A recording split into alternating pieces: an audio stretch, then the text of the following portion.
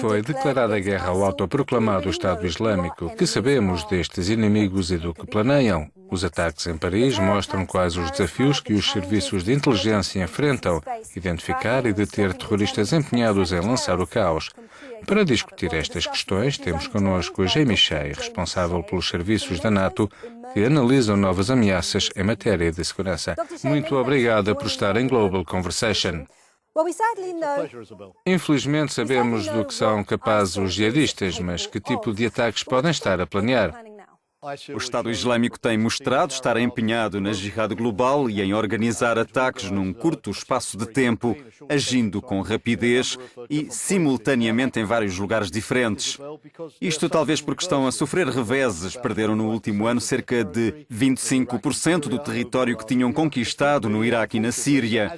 Pode ser que o facto de estarmos a fazê-los recuar no território que controlavam tenha suscitado uma reação e por isso estejam a organizar ataques na Europa e noutros lugares. Temos de estar em guarda contra isso. Há sempre, infelizmente, neste domínio um preço a pagar pelo sucesso. É também possível que sejam mais inteligentes do que nós?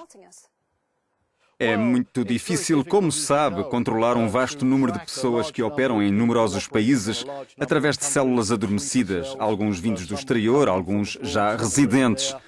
Para render justiça aos serviços de inteligência, temos hoje um número muito superior de suspeitos identificados. Se olharmos o caso francês, por exemplo, há alguns anos, os serviços de inteligência nacionais tinham uma lista de 1.000 ou 2.000 pessoas. Agora são mais de 15.000. Muitas das pessoas que agora figuram nestas listas são pessoas sem grande percurso criminal. Por exemplo, 25% são mulheres, 15% adolescentes com idade inferior a 16 anos. Outro fator que dificulta o trabalho dos serviços de inteligência é que o tempo de radicalização é muito mais curto. Vemos isto no caso dos dois irmãos da Bélgica envolvidos nos ataques de Paris. A radicalização aconteceu em menos de 9 meses. A par disto, são necessários 36 oficiais de inteligência em tempo integral para controlar um único suspeito. O rastreio da comunicação é essencial. Como é que os serviços de inteligência fazem o rastreio das técnicas de comunicação do autoproclamado Estado Islâmico? Isso depende, claro, da existência de uma boa cooperação internacional. E isso existe? Às vezes as informações chegam do Médio Oriente, neste último caso da Turquia e do Iraque. Este tipo de cooperação tem que ser aprofundado. Há muito tempo que ouvimos dizer que a partilha de informações tem de ser reforçada, mas isso não parece estar a acontecer. Esse é um problema permanente, sem dúvida. E Paris, mais uma vez, é um estímulo para melhorar este tipo de cooperação. Por outro lado, o facto de terem sido rapidamente identificados os autores dos atentados, o facto de a polícia belga ter quase imediatamente efetuado rusgas em Bruxelas, mostra que existe um grau muito elevado de cooperação. Mas tem razão, nunca será perfeito. E temos que continuar a esforçar-nos por fazer melhor. Particularmente contra os bastidores, onde os jihadistas estão a usar técnicas mais sofisticadas, como mensagens criptografadas. E, claro, a Darknet, a internet obscura, o que dificulta a tarefa. O que podem estes grupos fazer na internet obscura? Comunicam, claro, mas que mais?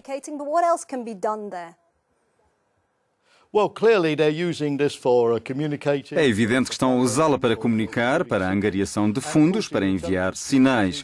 E, claro, os serviços de inteligência têm que usar melhores instrumentos, tanto em termos de tecnologia como de base jurídica, para vencer essa criptografia, se for necessário. No Reino Unido, em França e nos Estados Unidos, onde os operadores de internet começam a oferecer aos seus clientes formas mais elaboradas de criptografar a comunicação, em nome da privacidade, há um debate em curso sobre o equilíbrio entre esse direito do indivíduo a ter as suas comunicações criptografadas e o direito do Estado, dos serviços de inteligência, a ter acesso quando é absolutamente necessário. O que vemos depois de Paris é que talvez o equilíbrio tenha que ser deslocado para mais segurança.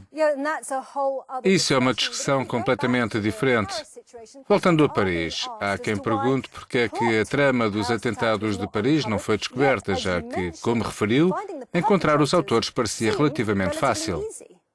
O principal não é, claro, unicamente o rastreio de suspeitos, mas saber identificar o momento quando se desencadeia o processo de radicalização ou quando grupos de indivíduos que estavam a ser vigiados individualmente passam a treinar, conspirar, alugam um abrigo seguro, importam explosivos, etc. Isto não é fácil, pois nos serviços de inteligência há gente com grandes capacidades, mas infelizmente entre os terroristas também.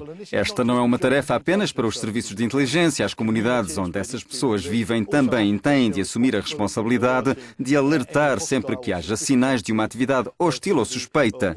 É tarefa para a sociedade inteira, não apenas para os órgãos do Estado.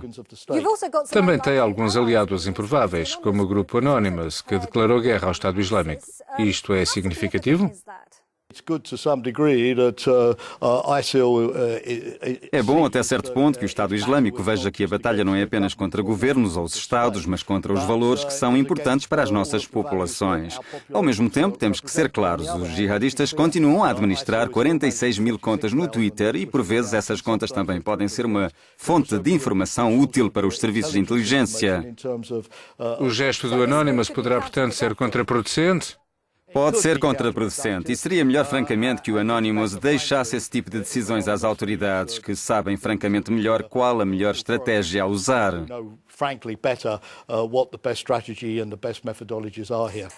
Mudando um pouco de assunto, tem havido relatórios que apontam para a possibilidade do Estado Islâmico se ter apropriado de armas de destruição maciça.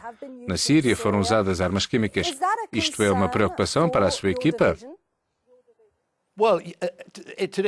Na medida em que o Estado Islâmico afirma ser um Estado e governar um território, esse perigo é real. Se forem obrigados, como Al-Qaeda no período final, a esconder-se e fugir constantemente de ataques aéreos para se manterem vivos, não terão tempo para organizar laboratórios ou cadeias de fornecimento ou os recursos financeiros necessários para construir uma arma de destruição maciça. A primeira coisa a fazer é impedir que consigam funcionar numa área segura onde poderiam planear um ataque nefasto. É muito importante. Ao mesmo tempo, vemos como em Paris bastaram 8 ou 9 homens com armas muito básicas, como Kalashnikovs e explosivos, para conseguirem causar o pânico e obter caos e publicidade, o que me parece ser o método que escolheram para semear divisões e instalar tensões.